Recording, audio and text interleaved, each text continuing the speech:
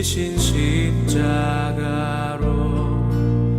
은혜 구하며 지금 나갑니다. 연약함 벗고 보혈 힘입어 겸손히 나갑니다. 날 대신하여 지신 십자가로 은혜 구하며 지금 나갑니다. 연약함 벗고 보혈 힘입어 겸손히 나갑니다.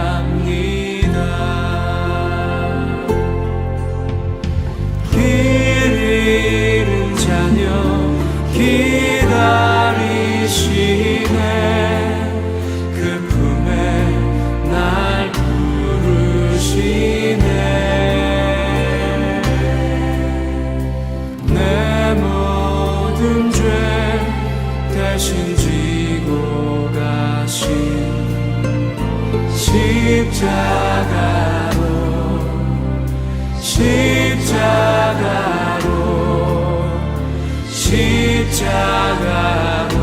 갑니다.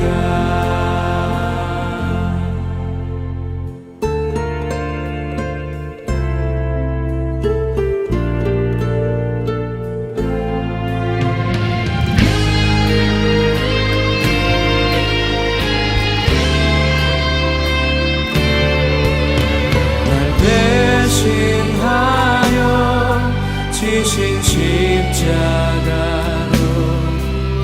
은혜 구하며 지금 나갑니다. 연약함 벗고 보혈 힘입어 겸손히 나갑니다. 길 잃은 자녀 기다리시네. 그 품에 날 부르시네. 내 모든 죄 대신 지고 가신 십자가로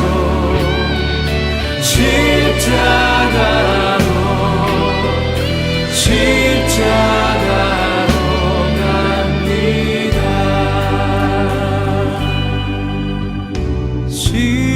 십자가로 갑니다.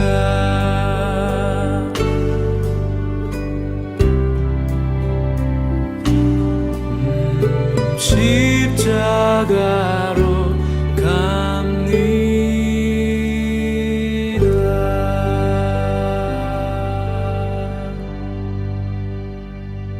오늘 함께 묵상할 말씀은 누가복음 21장 29절로 38절 말씀입니다. 29절 이에 비유로 이르시되 무화과 나무와 모든 나무를 보라. 싹이 나면 너희가 보고 여름이 가까운 줄을 자연히 아나니 이와 같이 너희가 이런 일이 일어나는 것을 보거든 하나님의 나라가 가까이 온 줄을 알라. 내가 진실로 너희에게 말하노니 이 세대가 지나가기 전에 모든 일이 다 이루어지리라. 천지는 없어지겠으나 내 말은 없어지지 아니하리라. 너희는 스스로 조심하라. 그렇지 않으면 방탕함과 술취함과 생활의 염려로 마음이 둔하여지고 뜻밖의 그날이 덫과 같이 너희에게 임하리라. 이날은 온 지구상에 거하는 모든 사람에게 임하리라. 이러므로 너희는 장차 올 이 모든 일을 능히 피하고 인자 앞에 서도록 항상 기도하며 깨어있으라 하시니라. 예수께서 낮에는 성전에서 가르치시고 밤에는 나가 감람원이라 하는 산에서 쉬시니 모든 백성이 그 말씀을 들으려고 이른 아침에 성전에 나아가더라. 아멘. 오늘 말씀의 제목은 항상 기도하며 깨어있으라 라는 것입니다. 오늘 말씀은 예수님의 종말 혹은 환난의 징조에 대한 말씀입니다. 그 예로 무화과 나무와 모든 나무에 대한 비유의 말씀을 하셨습니다. 마태복음 24장과 25장은 예수님의 종말에 대한 말씀을 다루고 있습니다. 특별히 무화과 나무 비유와 열처녀 비유 그리고 달란트 비유는 예수님의 종말에 대한 말씀을 비유적으로 잘 설명해 주고 있습니다. 오늘은 무화과 나무 비유와 종말을 준비하기 위해 항상 기도하며 깨어있으라 라는 말씀을 중심으로 묵상하겠습니다. 예수님께서는 종말과 환난의 징조들을 말씀하셨습니다. 종말과 환난에 대한 선포는 단지 사람들에게 겁을 주시기 위한 것이 아닙니다. 기독교 역사관은 점진적 역사관입니다. 다시 말해서 창조와 타락과 구속으로 이어지는 하나님 나라의 완성을 향해 나아가고 있는 것입니다. 그래서 하나님 나라가 온전히 오기 전에 세상에 환난의 징조들이 나타나고 이것을 하나님 나라 곧 하나님 나라가 임하게 된다는 징조라고 말씀하고 있습니다. 하나님 나라의 오심의 중심은 예수님의 탄생과 고난과 죽음 그리고 부활과 재림을 통해서 영원한 천국이 완성되는 것입니다. 예수님께서 무화과 나무 비유를 말씀하신 이유는 나무를 보고 싹이 나면 여름이 가까운 줄을 아는 것처럼 하나님 나라가 가까이 온 줄을 알려주기 위함이다 라는 것입니다. 여기서 하나님의 나라는 미래에 완성되는 하나님의 나라를 의미합니다. 반면에 예수님께서 이 땅에 육신의 몸을 입고 오신 것 자체가 이미 하나님의 나라가 예수님의 탄생과 죽음과 부활을 통하여 이 땅에 가져오신 것을 또한 의미하기도 합니다. 우리가 예수님을 믿고 영접하고 신뢰하고 섬기는 것은 바로 하나님 나라에서 사는 것입니다. 이것은 이미 도래한 하나님의 나라라고 이렇게 말합니다. 반면에 예수님의 재림이 가져올 하나님의 나라는 장차 올 하나님의 나라인 것입니다. 그래서 우리는 이미와 아직 already not yet이라는 하나님 나라의 속성 가운데 속한 그 하나님 나라를 소유하고 있는 것입니다. 무화과나무 비유는 종말의 환난의 때에 하나님 나라가 가까이 옴을 보고 알아서 스스로 조심하며 항상 기도하고 깨어 있어야 한다는 것을 우리에게 보여주고 있습니다. 이미와 아직 already not yet의 성취와 아직의 긴장 속에서 살아가는 성도들은 스스로 조심하는 삶을 살아야 하는 것입니다. 다시 말해서 방탕함과 술 취함과 생활의 염려로 마음이 둔하여지면 안 된다는 것입니다. 스스로 조심하고 항상 기도하며 깨어있는 삶을 살아야 하는 것입니다. 그러면 왜 성도들은 종말을 준비하는 삶을 살아야 할까요? 왜냐하면 그 날은 덫과 같이 임하기 때문입니다. 덫과 같이 임한다는 것은 아무런 예고 없이 온다는 말이 아닙니다. 종말에 대한 예고는 무화과 나무가 성장하는 것처럼 그 증상과 징조가 나타나는 것입니다. 문제는 그 증상과 징조를 볼 줄 모르고 또 그것을 무시하고 조심하지 않는 것입니다. 오히려 세상의 풍조를 따라 방탕함과 술 취함과 생활의 염려로 마음이 둔해지는 것입니다. 방탕함과 술 취함은 세상의 풍조에 자신을 맡기고 막 나가는 삶을 사는 것을 의미하겠죠. 그러나 생활의 염려로 마음이 둔해지는 것은 방탕함과 술 취함이 아닌 정말 세상살이가 만만치 않고 힘들고 어려워서 어쩔 수 없이 세상이 시키는 대로 살아가는 것을 의미합니다. 한국 기독교 사에서 일제의 신사참배와 같이 신사참배를 거부하면 생기는 불이익과 핍박과 심지어 죽음을 각오해야 했었습니다. 이것이 바로 생활의 염려로 마음이 둔해지는 것입니다. 마음이 둔해지는 것은 영적인 무감각 상태가 되는 것을 의미합니다. 여기서 예수님께서 말씀하신 뜻밖의 그날이 덫과 같이 임한다는 것은 심판의 날을 의미합니다. 덫과 같이 임하는 것은 뜻밖의 임하는 것을 의미합니다. 우리가 어릴 적에 시골 마을에서 산이나 혹은 곡식이 놓여진 곳에 새돛을 놓습니다. 새들은 덫이 세팅된 줄을 모르고 서서히 다가와서 덫에 달아놓은 곡식을 먹으려다가 유인형 먹이를 건드리는 순간 휙 하고 덫에 걸리는 것입니다. 덫에 걸린 새는 설마 자기가 덫에 달아나온 곡식을 먹으려고 꼭 무는 순간 휙 하고 잡히게 되는 것입니다. 새가 덫에 걸리는 것은 그야말로 뜻밖의 갑자기 걸리는 것입니다. 예수님에 의하면 이 날에, 심판의 날에 온 지구상에 거하는 모든 사람에게 뜻밖의 덫과 같이 임한다라고 말하고 있습니다.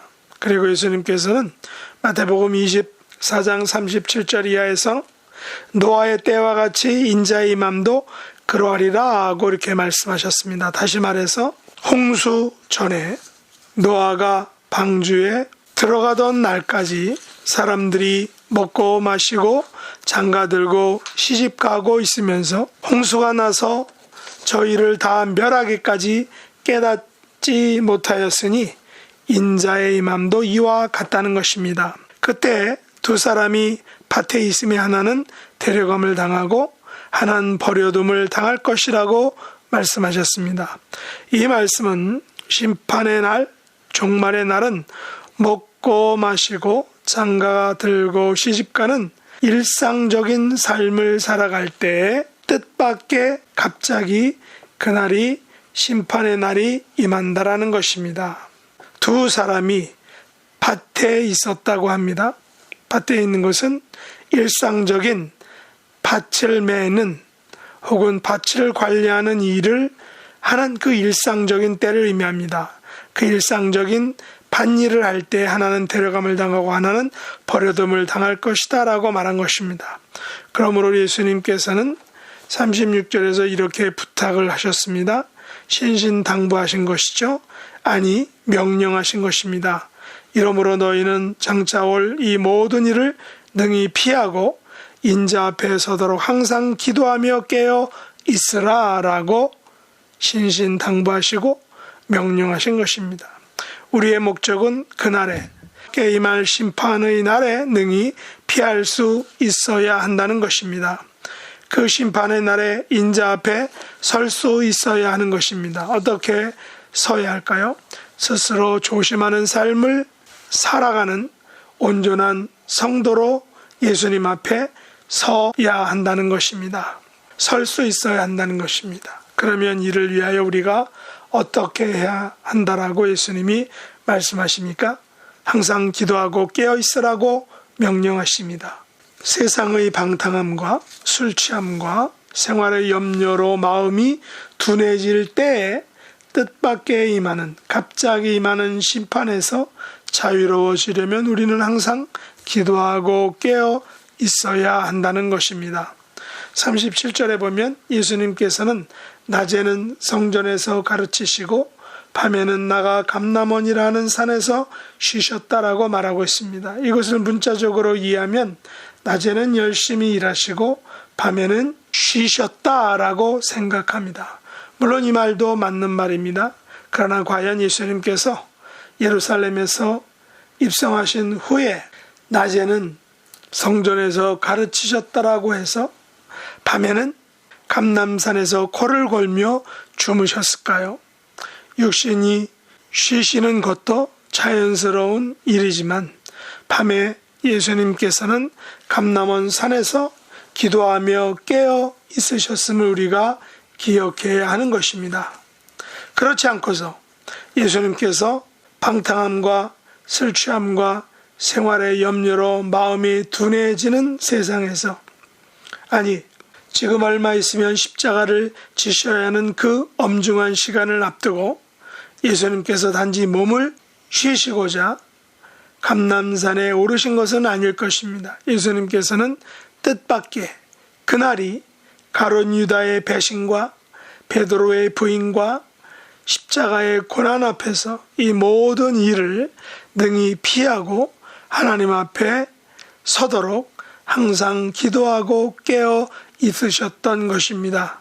이제 곧 날이 밝으면 모든 백성이 예수님의 말씀을 들으려고 이른 아침에 성전에 나오는데 예수님께서 그들을 위하여, 그들에게 잘 가르치시기 위하여, 그들에게 하나님 나라를 알려주기 위하여 그 밤에 기도하며 깨어 있으셨다라는 사실입니다. 우리는 종말의 때를 살고 있습니다.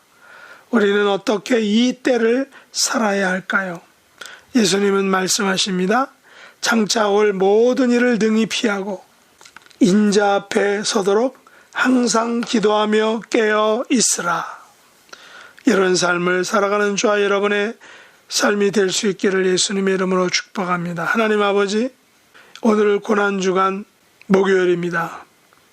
저희들에게 시대를 분별하는 지혜를 허락하여 주시고 하나님 나라가 이미 왔고 곧 완성될 것을 기억하고 항상 기도하며 깨어있는 삶을 살아가는 순전한 온전한 하나님의 자녀가 될 수 있도록 은혜 베풀어 주옵소서. 예수님의 이름으로 간절히 기도드렸나이다. 아멘.